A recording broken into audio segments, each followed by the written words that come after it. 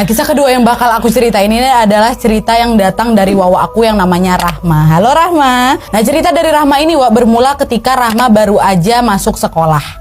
Ya, SMP Wak. Nah, sekolahnya Rahma ini Wak dekat kali sama rumah barunya si Rahma. Dan kebetulan memang Rahma ini baru pindah rumah Wak dari rumah lamanya. Nah, sekolahnya Rahma cuma berjarak sekitar 5 menit aja lah dari rumah baru ini, kalau jalan santai. Nah, awal-awal masuk sekolah Wak, Rahma ini dikagetkan dengan kejadian kesurupan massal di sekolahnya ini. Waktu itu Wak ada 2 kelas pada kesurupan semua. Nah, Rahma yang melihat kejadian itu pun jadi penasaran kan, kenapa bisa kawan-kawan di sekolahnya ini pada kesurupan ya kan. Rahma pun jadi sering lah ngobrol sama bapak penjaga sekolah. Kita sebutnya Pak Damar namanya ya. Nah, Pak Damar ini Wak bisa dibilang kayak pemegang kunci sekolah. Beliau tahu semua kisah atau kejadian di sekolah itu. Nah, karena sering ngobrol nanya-nanya tentang sekolah ini, Rahma pun jadi akrab sama Pak Damar. Dan dari Pak Damar inilah akhirnya Rahma mendapatkan informasi bahwa ternyata sekolahnya si Rahma ini pernah dipindah tempatkan. Dulu Wak, sekolah itu berada di salah satu museum yang ada di kota Palembang. Rahma dari Palembang Wak. Tapi kemudian dipindahkan nih ke salah satu lokasi yang dekat kali sama perumahannya si Rahma. Nah, lokasi pada saat kesurupan inilah. Nah, lokasi itu dulunya katanya adalah bekas rumah sakit. Kayak yang pernah kita dengar dulu kan, dulu sekolah kita tuh bekas rumah sakit semua itu. Dan dari Pak Damar inilah Wak, Rahma mendapatkan cerita bahwa ternyata memang tiap tahunnya siswa-siswi di sekolahnya Rahma ini sering kesurupan. Pasti, tiap tahun pasti kesurupan massal. Nah, entah kenapa, mungkin juga karena si Rahma ini semakin mencari tahu cerita sekolah itu, mata batin Rahma ini pelan-pelan mulai terbuka. Rahma menjadi cukup sensitif dengan kejadian-kejadian gaib yang terjadi di sekitarnya Wak. Nah, suatu hari pernah lah ini kan Rahma nih waktu jam istirahat pergi ke kantin sekolahnya. Pas di kantin Rahma ini sempat cerita-cerita lagi sama Pak Damar. Nah, pas inilah Wak, Pak Damar cerita kejadian yang pernah terjadi sebelum terbangunnya sekolah itu. Jadi Wak, kata Pak Damar, waktu dulu itu ada perempuan yang sampai dia ini mati di sekitar daerah sekolah Rahma itu. Dan perempuan itu pun dikubur di sekitaran sekolah. Nah, kejadian malang ini Wak terjadi sebelum rumah sakit dibangun. Jadi kejadian tersebut pasti terjadi jauh kali sebelum sekolah itu dibangun. Ya lah, rumah sakit aja belum dibangun ya kan. Dan sebenarnya Pak Damar sama istri beliau ini juga pernah memanggil kayak dukun atau orang pintar yang bisa membersihkan sekolah itu lah Wak. Tapi jawaban orang-orang pintar itu, perempuan korban pembunuhan itu akan terus bergentayangan dan menjadi sosok yang pendendam. Jadi agak sulit ini untuk dibersihkan. Dan selain roh perempuan itu Wak, ada juga lah banyak pasti arwah di sekolah itu ya kan. Ya mungkin karena memang bekas rumah sakit nggak sih Wak. Nah, lanjut lagi, setelah selesai bercerita Wak, Rahma pun jalan nih balik lagi ke kelasnya. Nah, pas nyampe depan kelasnya, Rahma nggak langsung masuk kelas. Dia duduk-duduk dulu sama kawan-kawannya kan di depan kelas itu. Nah, waktu itu entah kenapa tiba-tiba Rahma nih mencium bau amis yang amis sekali. Bau itu kayak stop di depan Rahma tuh loh Wak. Rahma tanyalah ke kawan-kawannya, kalian ada cium bau nggak enak nggak nih? Bau kali. Terus kawan-kawannya bilang, enggak lah. Apa nih?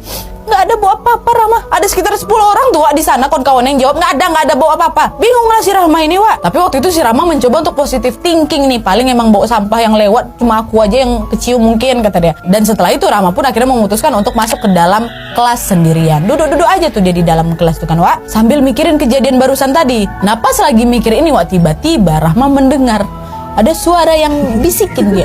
Suara itu ngomong gini, kamu duduk diam aja, di atas kamu banyak yang terbang. Terus tuh bisikan itu Wak. Di situ Rahma langsung istighfar, astagfirullahaladzim, suara apa nih? Suara apa nih? Dia tengok kiri kanan gak ada kawannya. Dan gak lama setelah itu jam pelajaran pun masuk Wak. Masuklah nih ibu gurunya Rahma, memang ngajar biologi. Kebetulan si ibu guru ini kayak punya indera keenam juga Wak. Dia pun bisa lah berkomunikasi gitu sama makhluk astral. Kita panggil aja ibu ini sama Ibu Nurul ya. Nah, pas Bu Nurul ini masuk, beliau duduk di meja bentar kan. Terus beliau bilang, anak-anak, ibu mau cerita sedikit, tapi kalian jangan takut ya. Kelas kalian ini kan berseberangan langsung dengan ruang guru. Jadi tadi di ruang guru ibu ngelihat kelas kalian dari kejauhan. Tadi kalau nggak salah lihat, ibu lihat ada yang melayang banyak kali di dalam kelas kalian. Bisa ya ibu guru nanya kayak gini ke siswa-siswi ya, seolah siswa-siswi ini pemberani semua. Tadi ibu lihat kayak ada yang melayang di kelas kalian dengan berharap siswa-siswi bisa entah. Nggak ada kok Bu, nggak ada. Itu setan yang melayang, emang kalian bisa melayang? Dan nih, terus ibu tuh nanya lagi, apa kalian ada yang lagi datang bulan anak-anak? Terus semua anak-anak cewek dalam kelas itu pun bilang, nggak ada Bu, nggak ada. Bu Nurul pun jadi heran kan, loh jadi siapa ya? Ya udahlah kita lanjut belajar aja ya, nggak usah terlalu dipikirkan. Enteng kali ibu gurunya nanya kayak udah takutin ada yang melayang, udah dah nggak usah dipikirkan.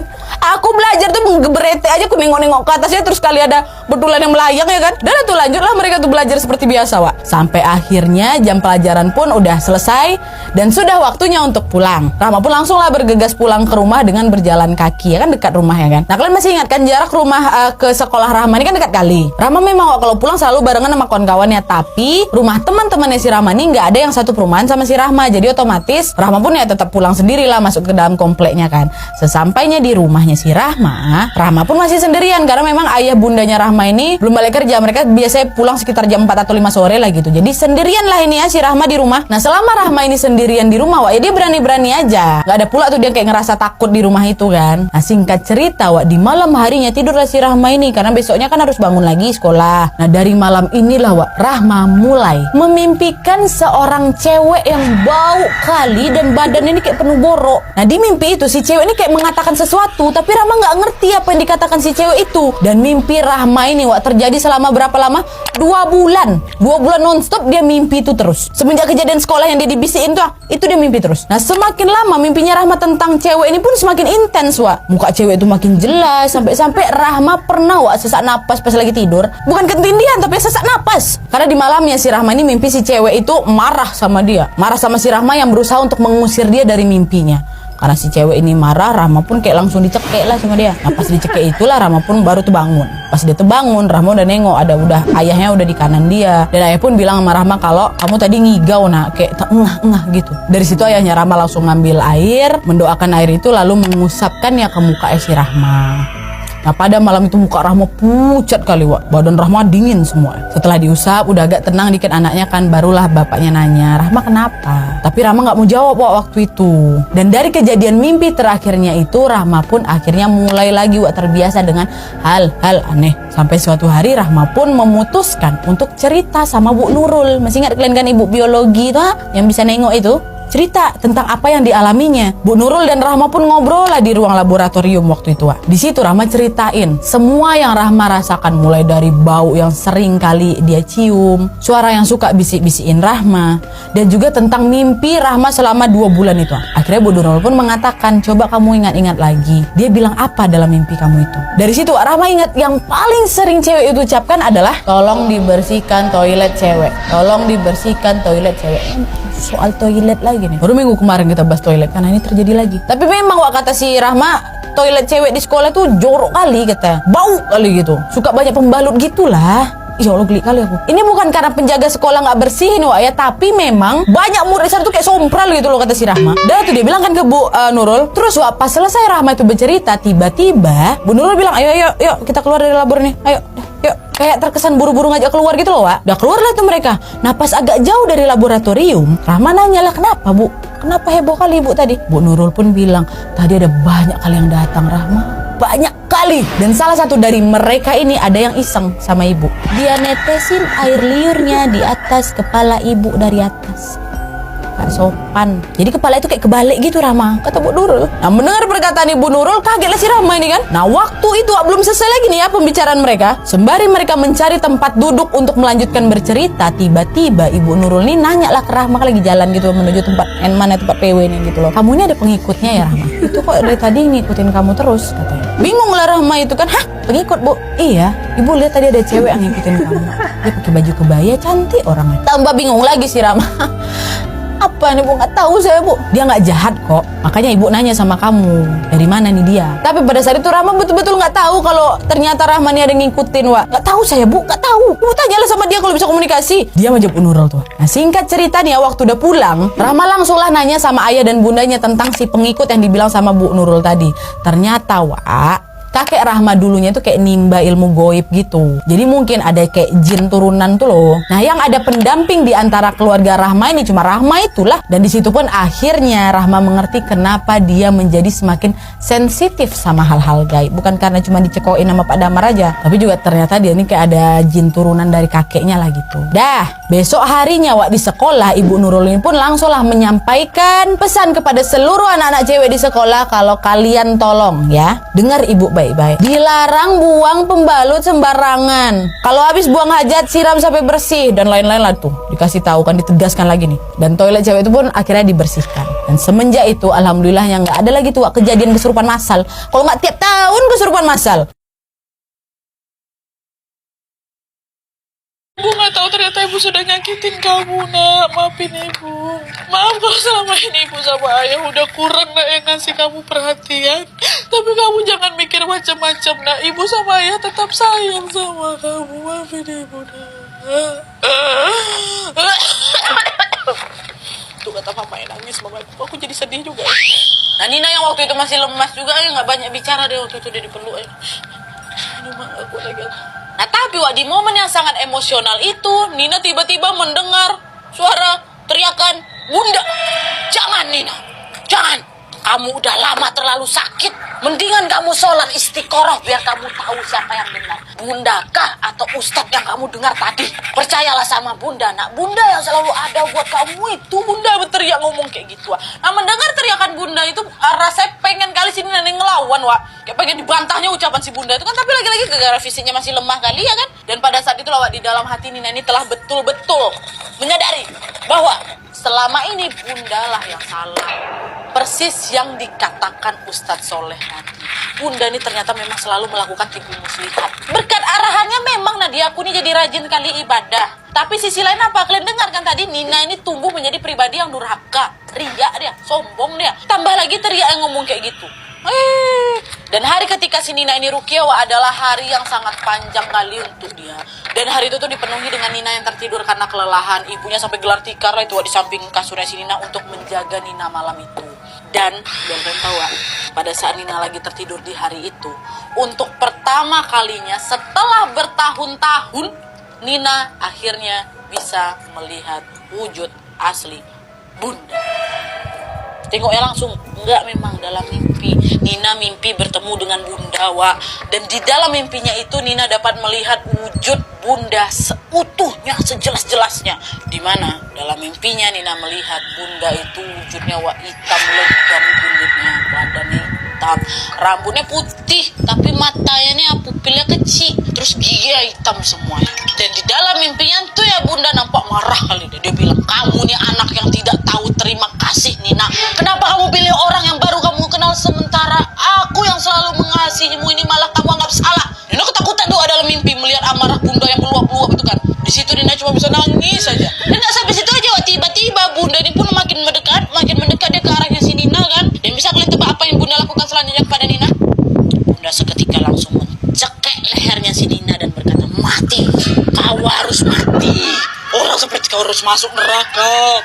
Dibontung lah sini. Wah, terbangun dia dari mimpinya. Teriak dia sekenyang. Wah, kata. Kejutlah dia mamanya. Dan pas dilihat ternyata saat itu waktu sudah menunjukkan pukul 2 pagi. Udah keringat badannya si Nina waktu itu langsung. Udah gak betul nih, udah marah betul ini dia. Nah, akibat kelelahan pasca ruqyah dan juga masih shock melihat kemarahannya si Bunda, Nina ini langsung demam 3 hari. Dan selama Nina sakit inilah dia merasakan bahwa kedua orang tuanya ini ternyata memang tulus menyayangi dia kok. Ayah sama ibunya selalu merawat Nina dengan lembut dan sabar. Nina pun sampai menangis ketika berkali-kali mamanya ini ngomong, "Maafin ibu ya Nina ya, ibu gak becus. Sampai-sampai kamu mencari sosok ibu yang lain. Maafin ibu." Di situ barulah Nina ngerasa bersalah, Wak, karena dia akhirnya menyadari betapa tipu muslihat Bunda ini sudah membuatnya menjadi anak yang menjauhi orang tua kandungnya. Nina merasa jadi anak durhaka pada saat itu. Dan di situ pun Nina berpikir dia ingin kembali dekat lagi nih dengan orang tuanya dan menyudahi hubungannya dengan Bunda. Nah, tapi sayangnya kemarahan Bunda ternyata belum reda. Dimana 4 hari setelah Nina ini bermimpi Bunda itu marah, teror dari Bunda itu terus menerus datang, Wak. Pada saat si Nina ini tidur, tiba-tiba Nina ini sering kali ngerasa ketindihan, badannya kaku, gak bisa digerakin, mau teriak pun dia gak bisa. Dan di posisi kayak gitu, Nina melihat Bunda tepat berada di atas wajahnya, dekat kali mata Bunda ini melotot marah, air liurnya berjatuhan ke muka akunya dia. Nina yang ketakutan cuma bisa diam sambil membaca terus ayat-ayat kursi kan. Dan saat Bunda itu menghilang dan Nina terbangun dari tidurnya, disitulah Nina ini menangis menceritakan apapun yang dia rasakan itu ke ayahnya. Dengan sigap lah ayahnya langsung dipeluknya Nina. Udah. Sabar ya nih. yang kuat kok. Semua bakal baik-baik aja. Ada ayah, tenang kok ya nak ya. Tapi walaupun kayak gitu teror dari bunda terus berlanjut, Wak. Selalu kejadian lagi setiap kali Nina ini tidur. Nah, sampai akhirnya Nina ini menceritakan hal itu ke Zaki kan. Zaki, aku kok malah kayak gini ya katanya. Nah, mendengar ceritanya si Nina, Zaki merasa bahwa wah, teror dari bunda ini lama-kelamaan bakal ngebahayain Nina nih. Terus akhirnya Zaki ini inisiatif membawa si Nina bertemu sama omnya, sama pamannya namanya Om Nasrun. Kebetulan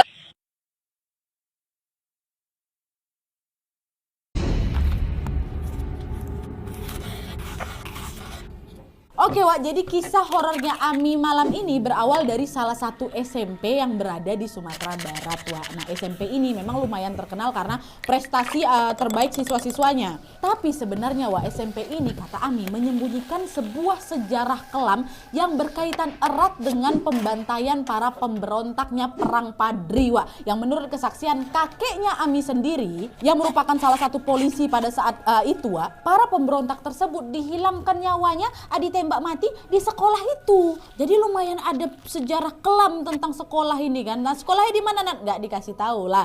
Tapi yang jelas Wak, sejak kelas 1 SMP Ami ini mengaku sebenarnya di sekolah ini memang udah banyak kali Nat kejadian aneh. Mulai dari cerita teman-temannya Ami, bahkan pengalaman pribadi Ami sendiri. Nah di sini Ami mau ceritain kejadian yang menurut Ami paling epik Wak. Jadi kisahnya itu bermula pada saat Ami ini duduk di kelas 2 SMP. Nah posisi kelas dalam SMP mereka itu kayak berhadap-hadapan gitu Wak. Misalnya nanti di sisi kanannya itu kelas 81 sampai 85. Nah nanti di sisi kirinya 86 sampai 89. Dan nanti di antara kelas tersebut ada kayak lapangan berumput gitu loh Wak. Dan di ujungnya itu kayak ada kantin dekat 89 tadi di sini ya, di situ. Nah kebayang ya kalian kurang lebih posisinya. Nah posisi kelas Ami dan teman-temannya tempati adalah di kelas 89 ini Wak, yang di dekat kantin, di mana kelas itu merupakan bekas gudang tempat kerajinan Wak, yang memang disengaja diubah menjadi kelas reguler karena sekolah mereka ini lagi kayak kekurangan kelas gitulah. Dan selain kelas ini merupakan bekas ruang kerajinan, konon katanya juga nih Wak ya, di kelas itu ada jasad anak kecil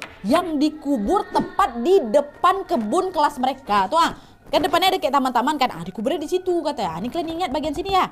Nah tapi sebenarnya cerita itu ya udah cuma kayak cerita-cerita belaka aja Wak, yang nanti akan dijadikan topik waktu istirahat datang gitu kan, diobrol-obrolin. Tapi itu awalnya. Sampailah saatnya Ami dan teman-temannya ini sendiri mengalami peristiwa menakutkan itu bersama-sama langsung Wak.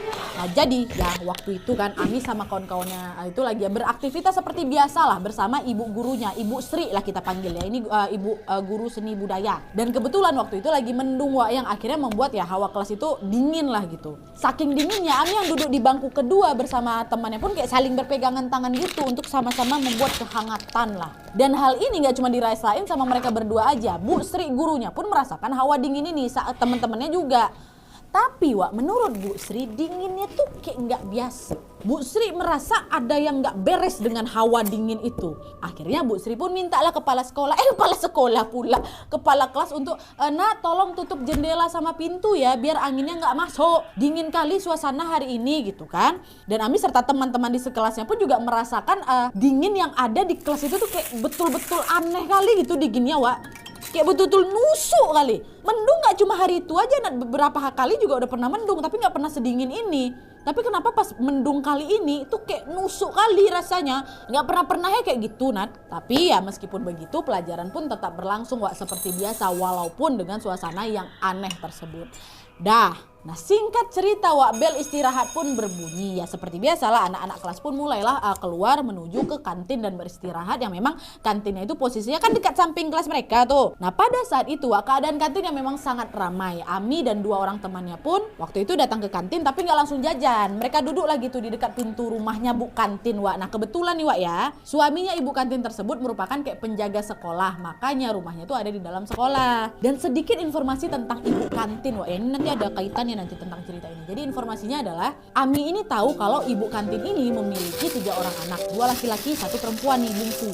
Nah anak bungsu perempuannya Ibu Kantin ini berusia sekitar 8 tahun Wak, dan dia punya kebiasaan selalu kayak kelihatan mondar-mandir gitulah di sekitar rumah setiap kali jam istirahat. Lumayan aktif gitulah Wak anaknya. Entah itu dia main, entah itu dia berangkat sekolah ataupun dia bantu mamanya. Pokoknya lebih sering kelihatan anak ketiga ini dibanding 2 abang-abangnya itu. Nah hari itu entah kenapa Ami ini kayak malah kecarian si adek ini di mana gitu. Kita sebut aja nama adik ini Mimi ya. Mana si Mimi ya? Kok tumben-tumbennya nggak nampak biasa jam-jam segini udah nongol dia nih dekat kantin. Kok ini enggak ya tumben-tumbennya? Mungkin lagi ada di dalam gitu ya, apalagi kayak gimana. Udah tuh nggak begitu diambil pusing tuh sama Ami, Wak. Dah sampailah akhirnya setelah Ami dan teman-temannya ini memutuskan untuk ayo kita ambil tempat duduk makan kita lagi. Nah Ami waktu itu sekilas melihat di depan kelasnya mereka yang bersampingan sama kantin tadi kan ada taman kan, Wak. Nah di sana Ami lihat ada kawannya yang namanya Nurul. Nah Nurul ini, Wak, merupakan anak yang lumayan populer kali lah di sekolahnya. Karena Nurul itu memiliki wajah yang cantik, tubuhnya tuh berisi, pipinya cabi. Anaknya juga suka ceplos-ceplos kata si Abi, dan kadang suka nyindir penampilan orang kata si Abi, Wak, si Nurul ini. Nah si Nurul itu lagi duduk di beton yang dibuat kayak berbentuk persegi gitu, Wak, di depan kelasnya. Nah di tengah persegi beton itu ada kayak taman kecil, jadi kayak kursi peta gitulah, di tengahnya ada taman ya. Nah si Nurul duduk di situ sambil iseng-iseng cabut-cabutin rumput, Wak. Nah ibu kantin yang melihat Nurul lagi cabut-cabutin rumput itu tiba-tiba langsung bilang gini, Nurul, hati-hati di sana. Jangan salah cabut, Nurul. Nah Nurul yang dengar itu ya udah dia cuma diam aja dan menganggap omongan ibu itu ya omongan angin lalu aja lah, Wak. Nurul tetap dulu cabut-cabutnya lah rumput-rumput itu kan sambil dia ngobrol sama kawan-kawannya yang memang berada di sana juga. Ya bro, ya masa iya, Wak? Kayak gitu.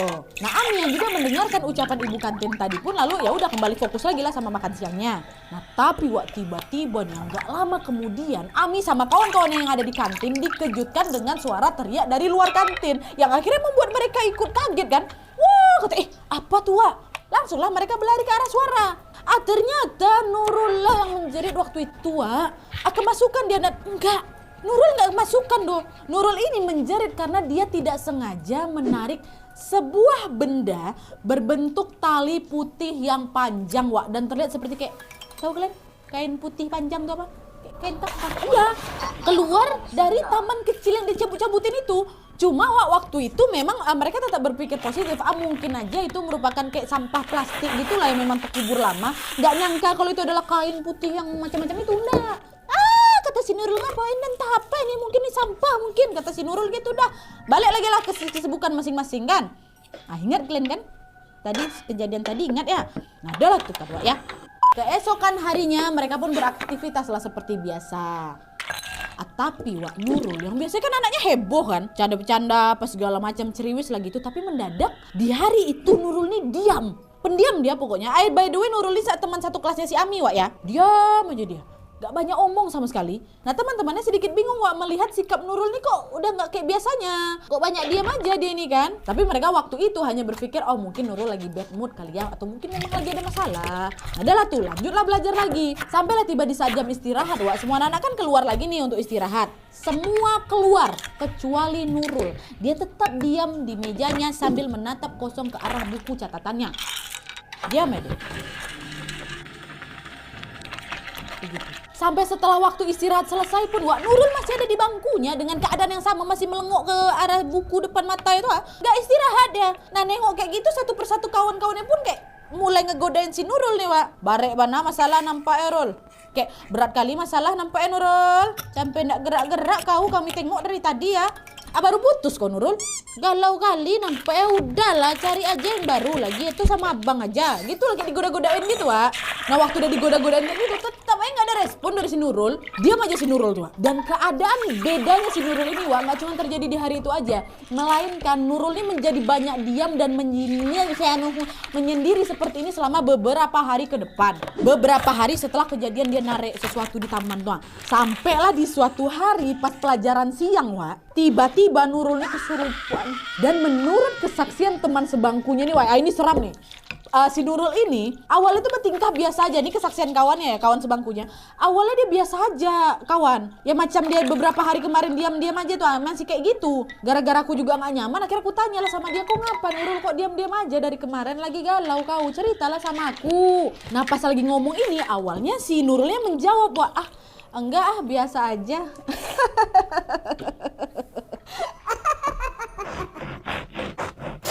Dari yang dia ketawa, Wak, tiba-tiba dia mendadak diam gitu loh. Nah aku nih, Nek, ngapa pintu pesawat belum tutup-tutup? Delay dah lama kali kita nih, apa masalahnya? Akhirnya dijelaskanlah itu sama mereka kenapa pramugari dan petugas boarding ini nggak berani nutup pintu pesawat, pilot. Kapten, gara-gara tadi pramugari ngitung ada 86 penumpang, 4 orang ngitungan. Sekarang si Rama sama petugas apa ini bilangnya 88, tuh kami nggak berani nutup nih kalau ada apa-apa kayak gimana, kalau ada penyusup kayak gimana, Kapten, kata siapa, cabin crew. Nah setelah si pilot ini mendengar penjelasan dari dua pihak, si pilot ini pun akhirnya mutusin buat ya udah aku sendiri yang ngitung. Tahu Rama, ikut aku, kata pilotnya. Nah waktu itu si pilot ini pula bikin dealing juga, Wak. Kalau nanti jumlah penumpang yang dihitung ada 86 orang, maka si petugas boarding ini harus siap diberikan surat peringatan dan diberhentikan. Karena apa? Karena sudah menghambat penerbangan.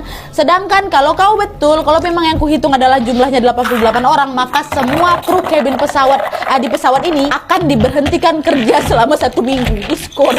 Ayo, oke. Setuju Wak, kedua belah pihak karena keduanya pun sama-sama yakin dengan hitungan mereka. Akhirnya mulailah dikasih pilot ngitung sama Rama. Orang nih ngitungnya cetak.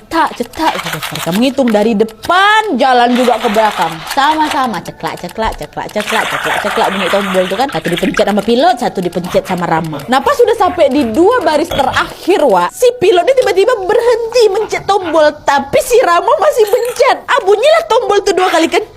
Cetak. Pilot sama Rama hening sesaat tuh. Kok cetek barusan? Kira pilot pun langsung rangkul Rama kayak gini kan. Bro, kok ternyata bisa melihat dan menghitung 2 sosok yang duduk di baris belakang, bro. Mereka itu cuman penumpang yang hanya menumpang pesawat dan tidak terdeteksi di sistem. Nah mendengar perkataan si pilot, Rama pun langsung merinding. Oh si bapak ini depan itu tuh, Wak, itu tuh penumpangnya kelebihan tuh.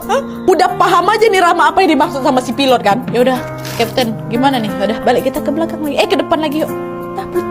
Putar badan balik lagi ke depan. Dan akhirnya udah nyampe di depan, orang pada nunggu nih ya. Pilot pun menjelaskanlah ke petugas boarding dan cabin crew bahwa tidak ada kok hitungan yang salah, semuanya betul benar. Kau bilang 88, betul. Kau bilang 86, betul. Sesuai dengan hitungan kalian masing-masing. Jadi tidak akan ada pihak yang perlu dikenakan sanksi, kata kaptennya. Dan setelah itu pilot pun langsung meminta Rama dan si petugas boarding itu, ya udah Rama, kau turunlah kau dari pesawat, kami udah mau berangkat ini. Kau turun, oke.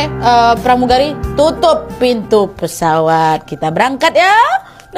Berangkat. Nah Rama, Wak, yang masih tidak percaya sama apa yang barusan terjadi ini pun turunlah kan sama si petugas boarding ini. Betul kan, Wak, 88? Iya, Wak, betul 88. Dan menurut si Rama, Wak, perawakan 2 sosok yang duduk di belakang tadi itu adalah seorang penumpang laki-laki berpakaian hitam, kisaran umur 25 tahun. Tatapan mata mereka kosong dan mengarah lurus ke depan. Jadi memang waktu ngitung itu Rama nggak ngeh kalau 2 sosok itu ya bukan manusia atau ya mereka penumpang mistis gitu, Wak. Malah dia nggak betulan manusia, memang kayak manusia, nggak muka-muka hancur tuh enggak, nah. Tapi ternyata 2 sosok itu ya hanya sekedar menumpang kalau kata kapten. Hari itu Rama mengalami hal mistis. Di siang hari yang ibu-ibu meninggal tadi sama yang mas-mas berdua menumpang tuh. Oke, Wak, jadi itu tadi kisah dari Mas Rama. Terima kasih banyak, Mas. Dan sebenarnya nih, inilah kumalas. Sebenarnya kata Mas Rama, Wak, masih ada lagi nih lanjutan kisahnya tentang si 2